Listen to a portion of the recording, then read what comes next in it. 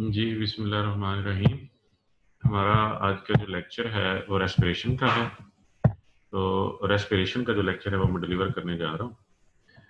इसमें हम आज देखेंगे कि what is pulmonary circulation, physiological anatomy of the pulmonary circulation. उसके साथ साथ हम देखेंगे कि पल्मोनरी सिस्टम में जो प्रेशर्स हैं डिफरेंट प्लेसेस पे, यानी pulmonary arterial pressure at the time of systole, diastole, mean pulmonary arterial pressure, ये सारे कितने होते हैं, और लंग्स में वॉल्यूम कितना होता है ब्लड का, automatic control of pulmonary blood flow distribution ये क्या होती है, लंग्स के जो 3 जोन्स हैं वो कैसे बिहेव करते हैं, उनमें वेंटिलेशन और परफ्यूजन जो है वो कैसे होती है, ये सारा हम आज पढ़ेंगे। तो let's start with the pulmonary circulation. Here this is the pulmonary circulation lungs. Lungs का आपको रफ आइडिया तो है कि ये ट्रेकिया होता है, right bronchus, left bronchus, and then फिर आगे उनके ब्रोंकियोल्स, जो स्मॉल ब्रोंकस होते हैं, फिर डिफरेंट लोब्स में जो है ये जा रहे होते हैं, और फिर लंग्स की जो सर्कुलेशन है। अब हम आते हैं सर्कुलेशन की तरफ। जो पल्मोनरी ब्लड वेसल्स हैं, इसमें अब आपको पता होगा कि पल्मोनरी जो सर्कुलेशन है वो ऐसे होती है, ये वाली, ये कि जो पल्मोनरी आर्टरी है, ये जो पल्मोनरी आर्टरी इसका नाम है, एक्चुअली इसमें ये वेन है, इसमें डीऑक्सीजनेटेड ब्लड होता है, और जो पल्मोनरी वेन है ये एक्चुअली आर्टरी है, इसमें ऑक्सीजनेटेड ब्लड होता है। तो जो पल्मोनरी आर्टरी है ये बेसिकली थिन वॉल्ड होती है, हाईली इलास्टिक, डिस्टेंसिबल होती है, इसमें स्मूथ मसल फाइबर्स कम होते हैं। पल्मोनरी कैपिलरीज जो होती हैं वो सिस्टमिक सर्कुलेशन की निस्बत ज्यादा होती हैं, इनमें बहुत ज्यादा, पल्मोनरी कैपिलरीज में बहुत ज्यादा अनास्टोमोसिस होते हैं, यानी कि पल्मोनरी आर्टरी और पल्मोनरी वेन के दरमियान जो अनास्टोमोसिस होता है, यानी वहां पे जो कैपिलरीज होती हैं वो बहुत ज्यादा होती हैं, उनका अनास्टोमोसिस बहुत ज्यादा होता है। वास्कुलर रेजिस्टेंस जो है वो पल्मोनरी सर्कुलेशन में वो कम होती है। पल्मोनरी वास्कुलर सिस्टम में जो प्रेशर है वो लो होता है। आर्टरीज जो मैंने अभी आपको बताया वो डीऑक्सीजनेटेड ब्लड कैरीज करते हैं, यानी पल्मोनरी आर्टरी जो है वो एक्चुअली वेन है, वो डीऑक्सीजनेटेड ब्लड कैरी करती है, और जो पल्मोनरी वेन है वो ऑक्सीजनेटेड ब्लड कैरी करती है। पल्मोनरी ब्लड फ्लो, अब इसका जो, इसको बस इस डायग्राम से आप बड़े ही आराम से समझ सकते हैं कि जो भी डीऑक्सीजनेटेड ब्लड है फ्रॉम सुपीरियर वेना केवा और इंफीरियर वेना केवा, ये ड्रेन होता है राइट एट्रियम में, then right atrium to right ventricle, and then from right ventricle it is distributed to both lungs through the pulmonary artery. There are two pulmonary arteries, right and left pulmonary artery. तो right ventricle से जो deoxygenated blood है वो supply होता है right lung में और left lung में, राइट लंग में और लेफ्ट लंग में थ्रू द पल्मोनरी आर्टरीज। उसके बाद क्या होगा, पल्मोनरी आर्टरीज के आगे मजीद ब्रांचेस होंगी, फिर कैपिलरीज, फिर कैपिलरीज और फिर वहां से फिर आर्टरी, पल्मोनरी जो है वेन्स के साथ ये अटैच हो जाएगी। अब यहाँ पे लंग्स में जो है ये जो डीऑक्सीजनेटेड ब्लड है, यहाँ पे लंग्स में एक्सचेंज होगी कार्बन डाइऑक्साइड और CO2 की, तो जो ब्लड है वो ऑक्सीजनेटेड हो जाएगा। अब ये ऑक्सीजनेटेड ब्लड जो है ये थ्रू द पल्मोनरी वेन्स के जरिए, राइट और लेफ्ट पल्मोनरी वेन्स के जरिए जो कि 4 होती हैं, ये अब ब्लड की डायरेक्शन जो है टुवर्ड्स द लेफ्ट एट्रियम हो जाएगी। देन लेफ्ट एट्रियम से ब्लड जो है it will enter into the left ventricle, and from left ventricle it will be supplied through the arch of aorta to the whole body। ये है pulmonary circulation. दोबारा से बताता हूँ समराइज करके, सिर्फ इसी डायग्राम से आपको समझ आ जाएगी। ये नेक्स्ट डायग्राम ये देख लें कि सारा जो डीऑक्सीजनेटेड ब्लड है राइट एट्रियम में, राइट एट्रियम से राइट वेंट्रिकल, राइट वेंट्रिकल से through the pulmonary artery both lungs में, बोथ लंग्स से ऑक्सीजनेशन हो गई, ऑक्सीजनेटेड ब्लड जो है वो पल्मोनरी वेन्स के जरिए जो है वापस लेफ्ट एट्रियम में, लेफ्ट एट्रियम से लेफ्ट वेंट्रिकल, लेफ्ट वेंट्रिकल से ये through the arch of aorta ये होल बॉडी को सप्लाई हो जाता है। तो ये तो हो गई हमारी पल्मोनरी सर्कुलेशन। दोबारा से अब इसमें थोड़ा सा कि वही आउटपुट जो है कार्डिक आउटपुट 5 लीटर पर मिनट है। पल्मोनरी ब्लड फ्लो की जो रेगुलेशन है वो कार्डिक आउटपुट की वजह से उसमें रोल प्ले होता है कि कार्डिक आउटपुट कितनी है, वास्कुलर रेजिस्टेंस कितनी है। उसके बाद कुछ नर्वस फैक्टर्स हैं और केमिकल फैक्टर्स हैं, हाइड्रोस्टैटिक प्रेशर यानी वाइल स्टैंडिंग, बेंडिंग फॉरवर्ड, ये सारे फैक्टर्स जो हैं ये भी पल्मोनरी ब्लड फ्लो में एक इंपॉर्टेंट रोल प्ले करते हैं। अब पल्मोनरी सर्कुलेशन की यानी दो सर्कुलेशन हैं लंग्स की, एक है high pressure low flow circulation. ये बेसिकली जो पहली डायग्राम हमने देखी जिसमें ट्रेकिया ब्रोंकस वगैरह है, तो उसमें होती है कि प्रेशर जो है वो ज्यादा होगा लेकिन फ्लो जो है वो कम होगा। दूसरी सर्कुलेशन होती है वो लो प्रेशर और हाई फ्लो, के ब्लड फ्लो ज्यादा होगा और प्रेशर जो है वो कम होगा। ये बेसिकली एल्व्यूलर कैपिलरीज में होती है कि जहां पे गैसियस एक्सचेंज होती है, एल्व्यूलर कैपिलरीज में होती है। एल्व्यूलर कैपिलरीज में कौन सी होगी? हाई फ्लो होगा और प्रेशर जो है वो लो होगा। जबकि बाकी जो है ये जो ब्रोंकस, ट्रेकिया, लंग्स के जो टिश्यूज हैं, पल्मोनरी आर्टरीज, वेन्स, इन सब में प्रेशर ज्यादा होगा और फ्लो कम होगा। सिर्फ और सिर्फ जो है एल्व्यूलर कैपिलरीज वहां पर एल्व्यूलर कैपिलरीज वहां पे जो है प्रेशर जो है वो कम होगा और फ्लो जो है वो ज्यादा होगा। ये दो बातें याद रखनी है कि फ्लो जो है वो ज्यादा होगा एल्व्यूलर कैपिलरीज पे, क्योंकि वहां पे गैसियस एक्सचेंज होनी है तो वहां पे फ्लो तेज होगा, तेजी से टर्नओवर होगा। जैसे कहते हैं ना कि वोट का टर्नओवर ज्यादा था, एक जगह पे बहुत ज्यादा वोट पड़े, तो वो जो एल्व्यूलर कैपिलरी है वहां पे जो है फ्लो जो है वो ज्यादा होगा क्योंकि वहां पे गैसेस एक्सचेंज ज्यादा होगी लेकिन प्रेशर कम होगा। जबकि बाकी जगहों पे क्या होगा कि प्रेशर ज्यादा होगा। बाकी जितने भी हैं पल्मोनरी वेन, आर्टरी और ये सारे ब्रोंकस, ये सारी लंग्स टिश्यू, वहां पे जो है वो pressure as compare to alveolar capillaries के वो ज्यादा होगा। जब होते हैं थोड़ा सा एक आपको रफ आइडिया दे देता हूँ कि physiological anatomy of the pulmonary circulation, ये बता भी चुका हूँ आपको, यही है जो अभी मैं आपको 2 दफा बता चुका हूँ। ऑक्सीनेटेड, डीऑक्सीनेटेड, इसमें थोड़े से ये फैक्ट्स हैं कि पल्मोनरी आर्टरी जो है ये कहाँ से एक्सटेंड हो रही है, apex of the right ventricle, अब only 5 centimetre beyond the apex of the right ventricle से हो रही है। फिर ये डिवाइड कर जाती है राइट और लेफ्ट मेन ब्रांचेस में, जो कि दोनों जो है लंग्स को सप्लाई करती है। राइट और लेफ्ट मेन ब्रांचेस में ये डिवाइड हो जाती है। डायग्राम में भी अभी हमने देखा हुआ। पल्मोनरी आर्टरी जो है ये थिन, अब ये जो बेसिकली पल्मोनरी आर्टरी है ये वेन है, एक्चुअली ये वेन है, इसमें डीऑक्सीनेटेड ब्लड है। ये थिन वॉल्ड होती है और इसकी ब्रांचेस वेरी शॉर्ट होती हैं। And all pulmonary artery, small artery, उनका डायमीटर जो है वो ज्यादा होता है और as compare to the systemic arteries. ये वेसल्स जो थिन होती हैं इनमें कंप्लायंस जो होती है, कंप्लायंस तकरीबन 7 मिलीमीटर पर 7 ml पर mmHg के बराबर होती है, जो कि हमारे सिस्टेमिक आर्टीरियल ट्री की जितनी कंप्लायंस होती है। हमारा जो सिस्टेमिक आर्टीरियल ट्री है उतनी ही कंप्लायंस होती है। क्योंकि कंप्लायंस ज़्यादा होती है तो इसकी वजह से क्या होता है, जिस चीज़ की भी कंप्लायंस ज़्यादा होगी वो एकोमोडेट कर सकती है ज़्यादा ब्लड को।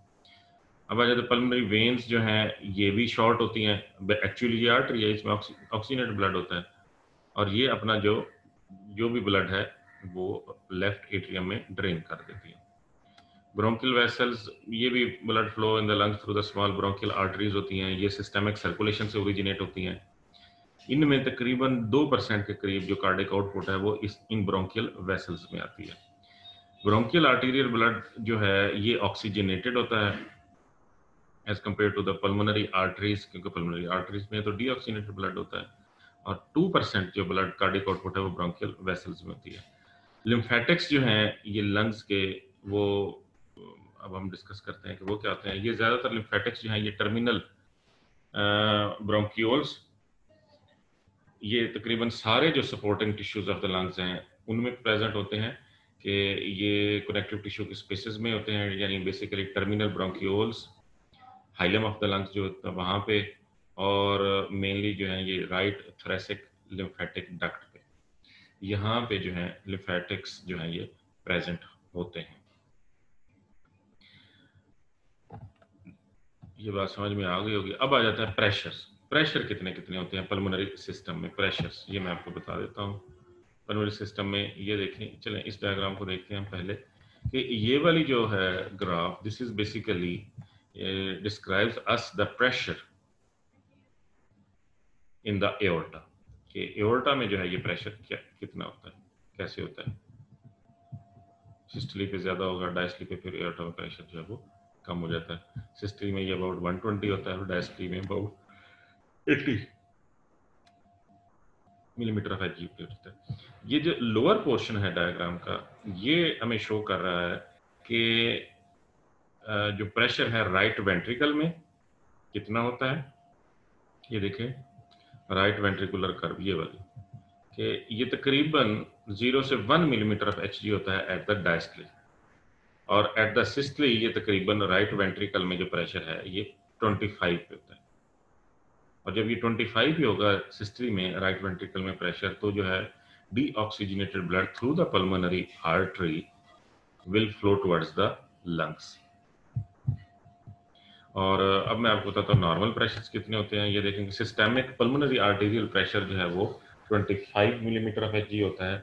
सिस्टोलिक जो है in normal person, systolic systemic systolic pulmonary artery pressure, यानी at the time of systole जब राइट वेंट्रिकल ने कॉन्ट्रैक्ट करना है, ये उसमें भी ये फिगर में भी आप देख सकते हैं कि जब राइट वेंट्रिकल यहाँ से कॉन्ट्रैक्ट करेगा सिस्टली, तो ये जो प्रेशर है during the systole pulmonary artery में जो प्रेशर है वो 25 मिलीमीटर ऑफ एच होगा। और डायस्टली में जब डायस्टली होगी, ये देखिए ये डायस्टली नीचे आ गया, डायस्टली में जो पल्मोनरी आर्टेरियल प्रेशर है वो 8 होता है।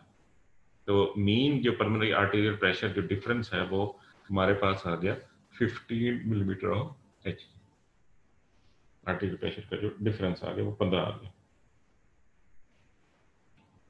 पल्मोनरी कैपिलरी वेज प्रेशर एक होता है वो 7 होता है मिलीमीटर ऑफ एच जी, और लेफ्ट एट्रियम में जो प्रेशर होता है वो 2 मिलीमीटर ऑफ एच होता है। ये पल्मोनरी कैपिलरी वेज प्रेशर में अभी हम आपको बताता हूँ कि ये क्या होता है।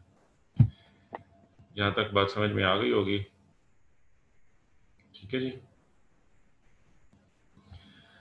कि सिस्टोलिक प्रेशर जो है ये देखें राइट वेंट्रिकल, इसको कंफ्यूज मत करें पल्मोनरी आर्टरी के प्रेशर से, कि राइट वेंट्रिकल कर्व है ये ब्लैक और ये रेड वाली, कि ड्यूरिंग द सिस्टली जो है राइट वेंट्रिकल में प्रेशर 25 और ड्यूरिंग डायस्टली 1 to 2, ये वाला 1 to 2 है।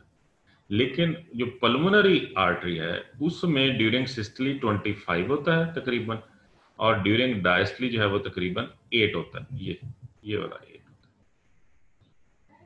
है। यानी तकरीबन यानी राइट वेंट्रिकल ड्यूरिंग सिस्टली जो राइट वेंट्रिकल का प्रेशर और पल्मोनरी आर्टरी का प्रेशर ये तकरीबन एक जैसा होता है 25।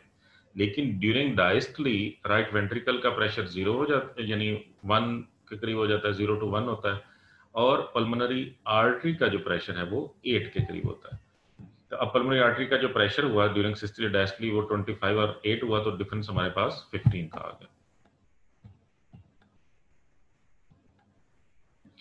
और मीन पल्मोनरी कैपिलरी प्रेशर जो है वो 7 आ गया।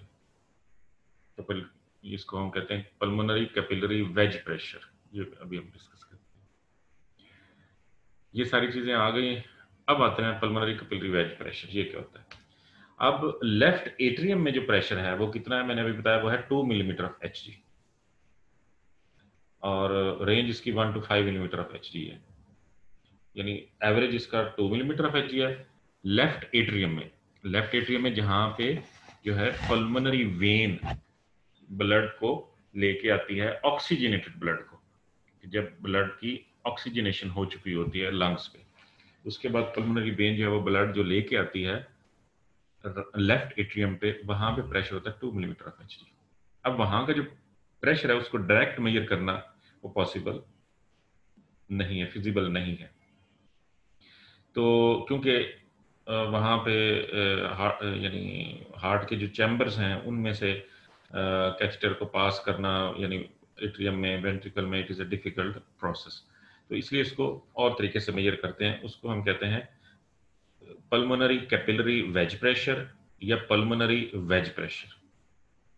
तो ये भी तकरीबन उतना ही होता है, एक्यूरेट एग्जैक्ट लेफ्ट एट्रिया का प्रेशर नहीं होता, लेकिन मिलता जुलता, उससे 19-20 का फर्क होता है। तो इसको मेजर करने का तरीका ये है कि पल्मोनरी कैपिलरी वेज प्रेशर या पीसीडब्ल्यूपी को मेजर करने का तरीका ये है कि एक कैथेटर होता है, उसको हम कहते हैं स्वान गैंस कैथेटर।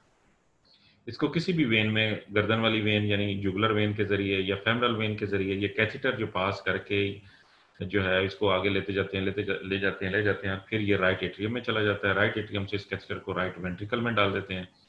राइट वेंट्रिकल से फिर ये कैथेटर जो है ये पल्मोनरी आर्टरी में चला जाता है, जो कि एक्चुअली वेन है। पल्मोनरी आर्टरी में ये जो कैथेटर चला जाता है, वहां पे जाके तो इसका जो बैलून है उसको इन्फ्लेट कर देते हैं, वहां पे ये कैथेटर जो है स्टक हो जाता है, और फिर वहां से जो प्रेशर है उसको वो मेजर करते हैं। ये देखिए, ये एक डायग्राम है, ये जो है स्वान गैंस कैथेटर है। ये देखिए, इसको जुगुलर वेन के जरिए इंसर्ट किया, इंसर्ट करके राइट एट्रियम, राइट वेंट्रिकल से ये जो पल्मोनरी आर्टरी के जरिए ये यहाँ पे ये इसने जो वेज कर दिया, यहाँ पे ये हो जाता है, और यहाँ से फिर इसको हम पल्मोनरी कैपिलरी प्रेशर जो है वो मेजर करते हैं। अब ये जो प्रेशर है ये तकरीबन जो है ये 5 मिलीमीटर ऑफ एचजी होता है। अब ये थोड़ा सा ज्यादा होता है एक्चुअल प्रेशर से, क्यों कि ये इसने वेज कर देता है, ये क्लोज कर देता है कि ब्लड फ्लो को, वो जो पल्मोनरी आर्टरी से जो ब्लड फ्लो है उसको इसने क्लोज कर देना है। तो जो डायरेक्ट कनेक्शन है वो नहीं रहता, उस वजह से जब ये क्लोज हो जाता है तो इसका 2 से 3 मिलीमीटर ऑफ एचजी जो है वो प्रेशर ज्यादा हो जाता है, यानी as compare to the left atrium. तो एवरेज हम कह सकते हैं कि लेफ्ट एट्रियम का जो प्रेशर है रेंज करता है 2.5 मिलीमीटर ऑफ एचजी। तो जब भी लेफ्ट एट्रिया का प्रेशर बढ़ेगा तो obviously pulmonary capillary wedge pressure जो है वो भी बढ़ेगा। अब इस क्यों ये करते क्यों है, इसकी सिग्निफिकेंस क्या है? ये इसकी बड़ी अच्छी सिग्निफिकेंस है, क्लिनिकल सिग्निफिकेंस है कि ये मेजर करते हैं। ये देखें कि जब भी वेज प्रेशर जो है it is used clinically to study the changes in the pulmonary capillary pressure, left atrial pressure in the patients of the congestive heart failure. कि जो भी पेशेंट्स हैं कंजेस्टिव हार्ट फेलियर के, पल्मोनरी एडिमा के, in those patients we want to we want to monitor the pressure of the left atrium, and left atrial pressure is measured by this pulmonary capillary wedge pressure, because it is difficult to measure the pressure of the left atrium directly. तो इसकी ये significance है कि ये जो है basically ये gold standard है पल्मोनरी एडिमा में। अगर हमने प्रेशर मेजर करना हो पल्मोनरी कैपिलरी वेज प्रेशर, जो कि अगर 20 मिलीमीटर ऑफ एचजी से पीसीडब्ल्यूबी या पल्मोनरी वेज प्रेशर या पल्मोनरी कैपिलरी प्रेशर या पल्मोनरी कैपिलरी वेज प्रेशर, ये एक ही नाम है। ये अगर 20 मिलीमीटर ऑफ एचजी, नॉर्मल कितना था अबाउट 5 और थोड़ा सा ज्यादा था, वो रीजन भी मैंने आपको बता दी कि ये ब्लॉक हो जाता है, वहां पे कैथेटर जाके उसको ब्लॉक कर देता है, तो प्रेशर ज्यादा हो जाता है। अगर ये 20 मिलीमीटर ऑफ एचजी से ये ज्यादा हो पल्मोनरी कैपिलरी वेज प्रेशर, तो इट मींस कि ये पल्मोनरी एडिमा है। इसी तरह left ventricular failure, MS, mitral stenosis. आपको पता है कि माइट्रल वेल्व जो है वो लेफ्ट साइड पे है, राइट साइड पे ट्राइकस्पिड वेल्व है। तो माइट्रल स्टेनोसिस में ventricular failure, LVF, left ventricular failure की डायग्नोसिस करना या प्रोग्रेशन ऑफ द डिजीज कितनी है, उसकी सिवियरिटी कितनी है, उसको भी मॉनिटर करने के लिए हम पल्मोनरी कैपिलरी वेज प्रेशर जो है वो मेजर करते हैं। तो ये तो हो गया हमारे जो प्रेशर्स हैं सिस्टेमिक सर्कुलेशन के ड्यूरिंग सिस्टली जो पल्मोनरी आर्टरी का जो प्रेशर है वो 25 है, डायस्टली पल्मोनरी आर्टरी का प्रेशर 8 है, सिस्टली जो है eight the time of the systole right ventricle का प्रेशर 25 है, डायस्टली पे राइट वेंट्रिकल का प्रेशर अबाउट 0 to 1 है मिलीमीटर ऑफ एचजी। और पल्मोनरी कैपिलरी प्रेशर जो है वो एवरेज करता है about 5 to 7 millimetre of Hg. अगर ये मोर देन 20 हो जाए तो हम कहते हैं कि जी पल्मोनरी एडिमा है। अब हम आते हैं ब्लड वॉल्यूम्स की तरफ। ब्लड वॉल्यूम्स कितने हैं? अबाउट हम कह सकते हैं कि 450 ml, 450 ml, यानी तकरीबन आधा लीटर कह लें, या 9% of the total blood volume of the entire circulation system कह लें। ये जो है लंग्स का ब्लड वॉल्यूम होता है। उसमें से 70 ml जो है वो pulmonary blood volume in the pulmonary capillaries होता है, और बाकी जो है पल्मोनरी कैपिलरीज में 70 ml होता है, और बाकी जितना भी है वो पूरे लंग्स में, पल्मोनरी आर्टरीज में और वेन्स में ये ब्लड का वॉल्यूम होता है। अब लंग जो है वो एज ए ब्लड रिजर्वायर काम करता है अंडर द कुछ कंडीशंस होती हैं, उनमें पैथोलॉजिकल कंडीशन है या कुछ फिजियोलॉजिकल कंडीशन है, जैसे कि कोई हेमरेज हो गया है तो उसमें जो है ये एज ए रिजर्वायर काम करता है ताकि बाद में रीडिस्ट्रीब्यूट कर सके ब्लड को। अब जैसे कि लेफ्ट साइड कार्डियक पैथोलॉजी हो गई है, तो उसमें क्या है कि left side of the heart fail हो गया, एलवीएफ हो गया, लेफ्ट वेंट्रिकुलर रेजिस्टेंस हो गई, लेफ्ट वेंट्रिकुलर फेलियर हो गई, या इंक्रीज्ड रेजिस्टेंस हो गया ब्लड फ्लो की, माइटल स्टेनोसिस या माइटल रिगर्गिटेशन हुई है। तो अब क्या होगा कि ब्लड जो है वो पल्मोनरी सर्कुलेशन में स्टोर होना शुरू हो जाएगा, डैम होना शुरू हो जाएगा। डैम होता है जैसे पानी का, तो ब्लड जो पल्मोनरी ब्लड वॉल्यूम है वो बढ़ जाएंगे। इसके नतीजे में जब पल्मोनरी ब्लड वॉल्यूम बढ़ जाएंगे तो पल्मोनरी वास्कुलर प्रेशर भी बढ़ जाएगा, पल्मोनरी वास्कुलर प्रेशर भी बढ़ जाएगा। तो ये एक थोड़ा सा एक तरीका है। तो अब हम आते हैं कि alveolar oxygen, decreased alveolar oxygen reduces the local alveolar blood flow and regulates the pulmonary blood flow distribution.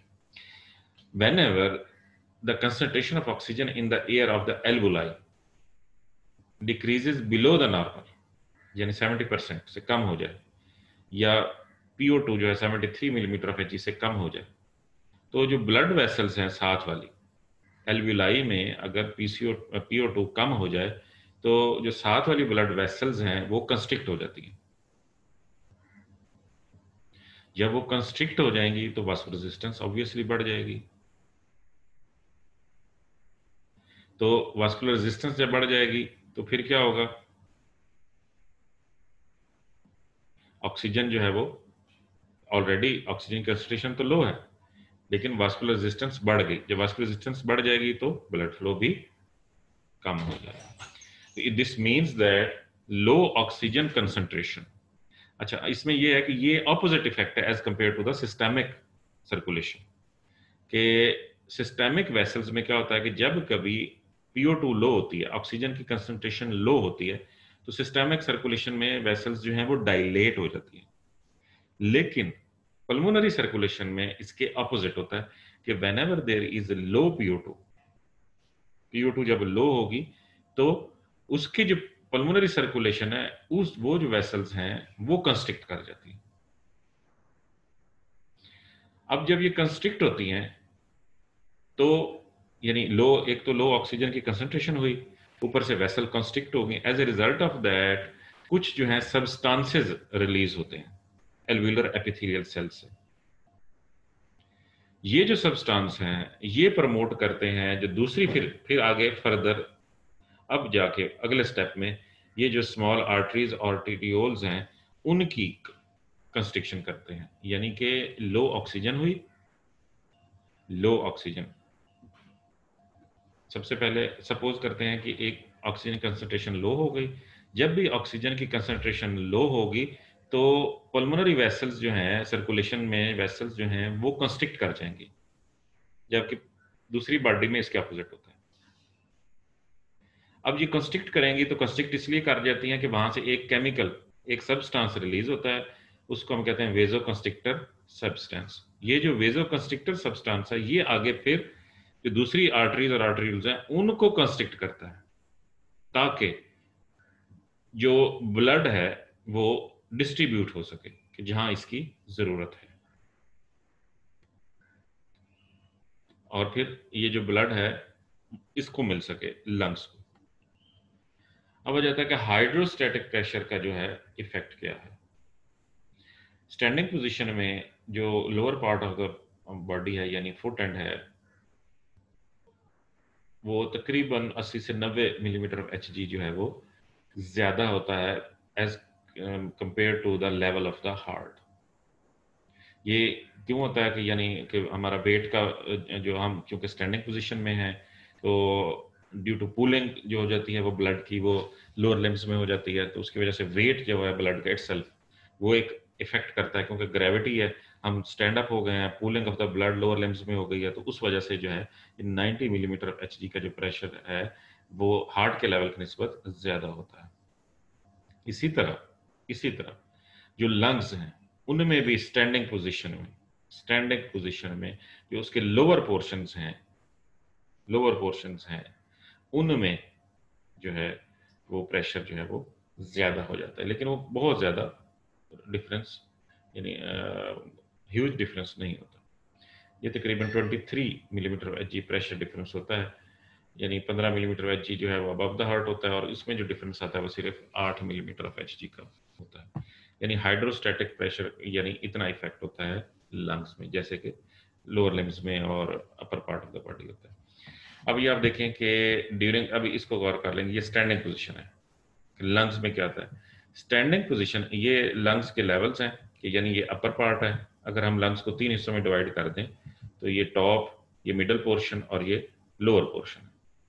तो स्टैंडिंग पोजीशन में क्या होता है कि ये देखें कि ब्लड फ्लो यानी जो टॉप वाला है upper part of the lung है वहाँ पे कम है, और जैसे जैसे जो अपर पार्ट से हम लोअर पार्ट की तरफ आते जाएंगे लंग्स को, तो ब्लड फ्लो बढ़ता जाता है, और बॉटम में जाके ये lower part of the lung है during standing position at rest वो बढ़ जाता है, वो ज़्यादा होता है, ये बढ़ता जा रहा है कि upper part of the lung during the standing position जो है ब्लड फ्लो कम है, और जैसे जैसे हम नीचे आते जाते हैं यानी अपर पार्ट से मिडल और फिर lower part of the lungs आते जाते हैं तो ब्लड फ्लो जो है वो बढ़ता जाता है।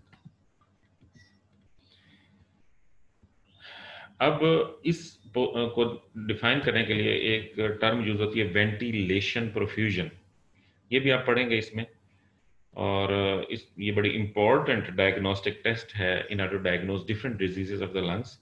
अब यही चीज जो अपर मिडल और लोअर वाली है इसको हम जोन में डिवाइड करके इसको डिस्क्राइब करते हैं कि अगर ये एक जोन है, ये लंग का दूसरा जोन है और ये लंग का तीसरा जोन है, इसमें डिवाइड कर लिया लंग्स को। जो पहला जोन है ना, इसमें ये मैं आपको बता देता हूँ, ये थोड़ा सा देखें कि ये इसको हम कहते हैं जोन 1 और नो ब्लड फ्लो, इसमें ब्लड फ्लो नहीं होता और ये नॉर्मली प्रेजेंट नहीं होता, अंडर पैथोलॉजिकल कंडीशंस ये होता है। ये जोन 2 लंग का कोई एक जोन हम डिवाइड करते हैं कि जोन 2 में जो है यानी यूजुअली ये middle portion of the lung, इसमें मॉडरेटली ब्लड फ्लो होता है, और जोन 3 में मैक्सिमम ब्लड फ्लो होता है। ये देखें ये जोन्स हैं, जोन 1 2 3, इसमें ब्लड फ्लो नहीं है और एक्चुअली नॉर्मली ये ऐसा एग्जिस्ट नहीं करता, इसमें मॉडरेट और इसमें कांस्टेंट यानी ज्यादा। अब ये जो जोन्स हैं इनमें ये देखें कि जोन 1 नो ब्लड फ्लो यानी कि कार्डिक साइकिल पूरा सर्कुलेशन हो रही है पूरी बॉडी में। ये क्यों होता है कि ब्लड फ्लो नहीं है? जब भी लोकल एल्व्यूलर कैपिलरी प्रेशर ज्यादा होगा as compare to the alveolar air pressure, local alveolar capillary pressure, ये बात याद रखें कि लोकल एल्व्यूलर कैपिलरी प्रेशर के जो एल्व्यूलाई हैं उनकी जो कैपिलरीज है सराउंड कर रही हैं एल्व्यूलाई की, उस पे जो प्रेशर है जब वो ज्यादा होगा एज कंपेयर टू एल्व्यूलाई में जो एयर है तो ब्लड फ्लो नहीं होगा। ठीक है, अब अगर एल्व्यूलर कैपिलरी प्रेशर जो है वो ज्यादा है as compare to the alveolar air pressure, लेकिन डायस्टोलिक प्रेशर जो है वो एल्व्यूलर एयर प्रेशर से कम है, तो फिर इंटरमिटेंट यानी मॉडरेट ब्लड फ्लो। और तीसरे जोन जो हम कहते हैं कि जोन है लंग का, उसमें alveolar capillary pressure remains greater than alveolar air pressure during the entire cardiac cycle.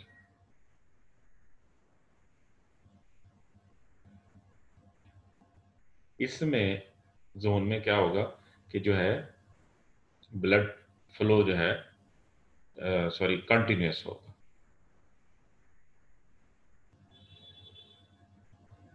दोबारा सुन लें कि जब कभी जोन वन, ये है जोन वन, इसमें ब्लड फ्लो नहीं हो रहा। क्यों नहीं हो रहा?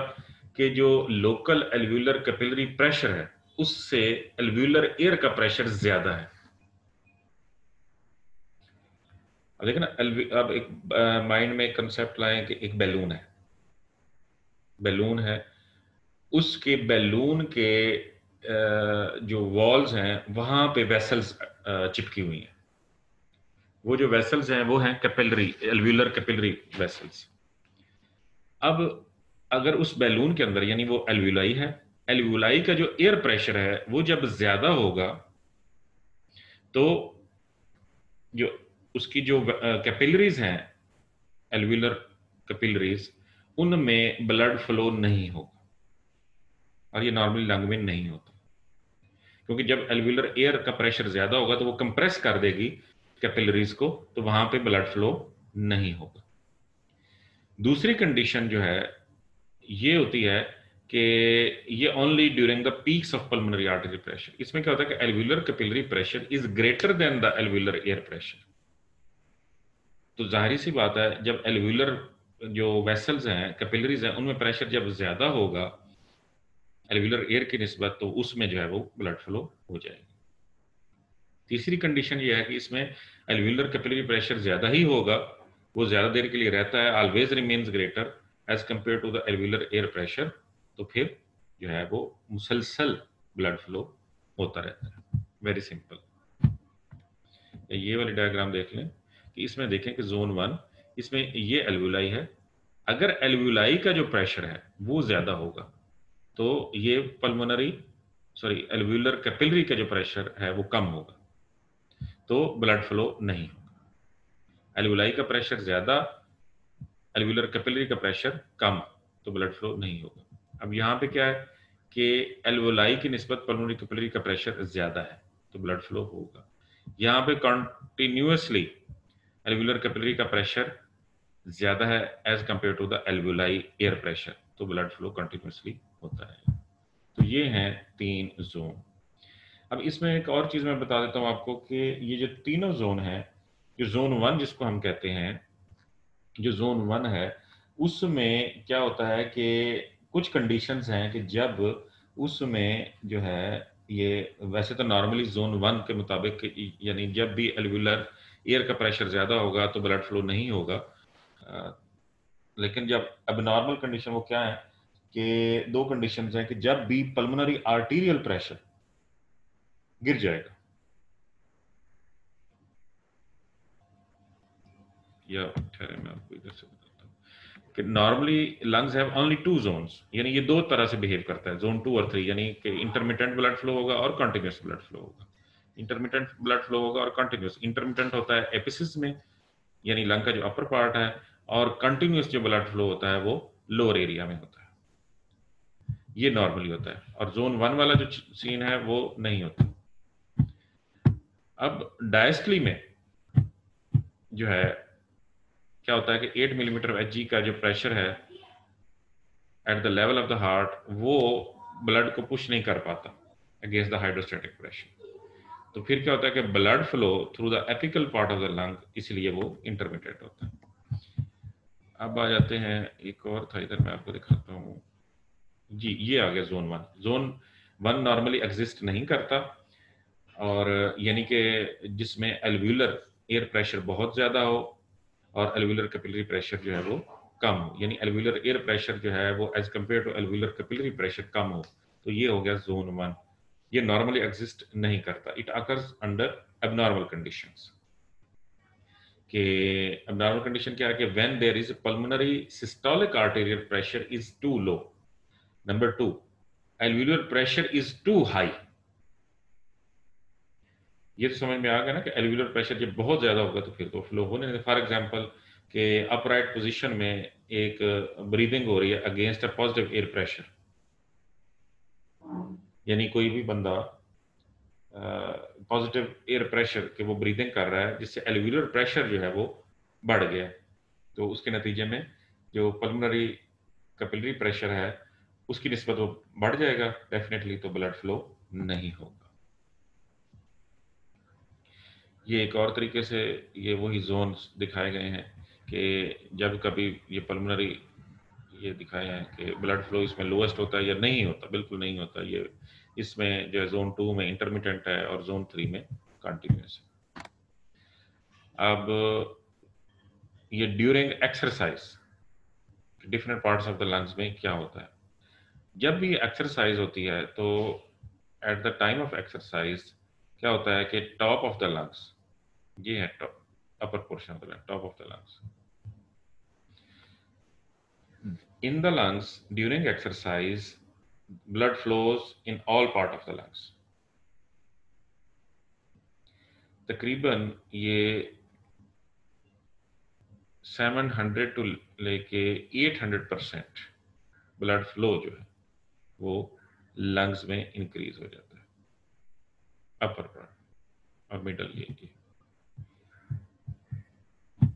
एक ये हो गया कि एक्सरसाइज में जो है ब्लड फ्लो इंक्रीज हो जाता है क्योंकि उसमें कार्डियक आउटपुट भी इंक्रीज हो जाती है, तो एक्सरसाइज में जो है ब्लड फ्लो भी इंक्रीज हो जाता है। और during heavy exercise blood flow through the lungs increases 4 to 7 fold times, यानी कि अगर बहुत ज्यादा एक्सरसाइज होगी तो ब्लड फ्लो लंग्स में 4 से 7 गुना बढ़ जाएगा। ये जो एक्स्ट्रा फ्लो है लंग्स में, ये 3 तरीके से लंग्स में अकोमोडेट होता है। नंबर 1 तो ये है कि नंबर ऑफ ओपन कैपिलरीज वो बढ़ जाती हैं। नंबर 2 जितनी भी कैपिलरीज हैं वो डिस्टेंड हो जाती हैं, उनमें फ्लो जो है वो बढ़ जाता है। और नंबर 3 जो पल्मोनरी आर्टीरियल प्रेशर है वो भी बढ़ जाता है। इस तरीके से ये तीनों जो है ये उसमें यानी तीनों तरीके से लंग्स जो है वो उसको ड्यूरिंग एक्सरसाइज जो इंक्रीज्ड ब्लड फ्लो है उसको अकोमोडेट कर लेता है।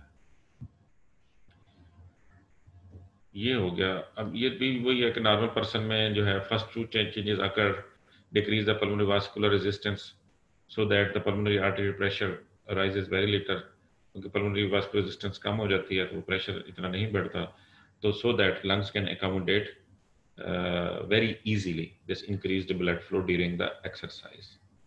As a result of that, due to this accommodation of the lungs during the exercise, it actually govern या ये लंग्स को एनेबल करती है कि वो पल्मोनरी कैपिलरी वेज प्रेशर जो है उसको बढ़ने नहीं देता ड्यूरिंग द एक्सरसाइज।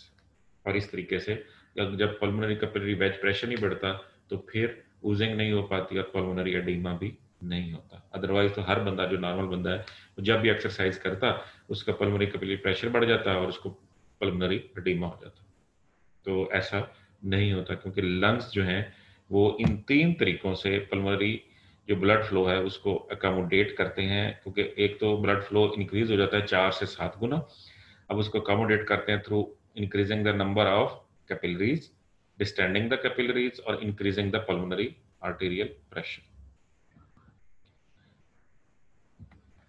और जो पल्मोनरी आर्टेरियल प्रेशर इंक्रीज जरूर होता है लेकिन इतना ज्यादा, क्योंकि उन अकोमोडेट कर लेता है लंग्स, इतना ज्यादा नहीं होता कि वो more than 20 millimetre of Hg चला जाए और फिर पल्मोनरी एडिमा हो जाए। तो ये था हमारा आज का लेक्चर पल्मोनरी सर्कुलेशन के बारे में। Thank you.